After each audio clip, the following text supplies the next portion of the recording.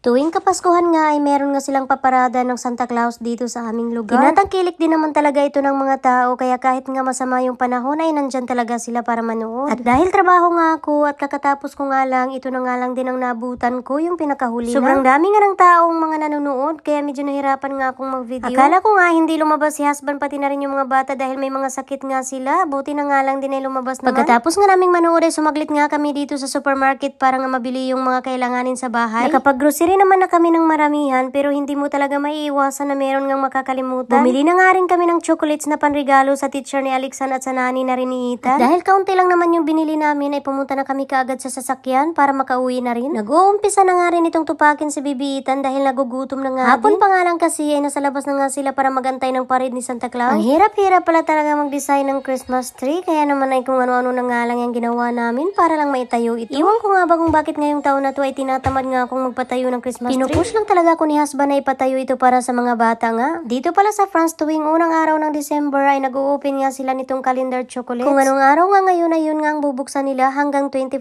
ng December. Kaya sobrang tuwa nga ng mga bata, lalong-lalo na nga itong si Ethan. Ayan nga, kahit hindi pa marunong. Nilagyan nga pala namin ng gate itong aming papuntang kusina dahil nga baka lumabas nga si Ethan. Delikado nga kasi masyado. Marunong na nga rin kasi siyang umakyat ng hagdanan. Sobrang nakakatakot na nga sa mga edad na to. Ititrain ko na nga siya kung paano umakyat at paano na rin bumaba para hindi tumambling. Hanggang dito na lang muna, paki-follow and share. Bye!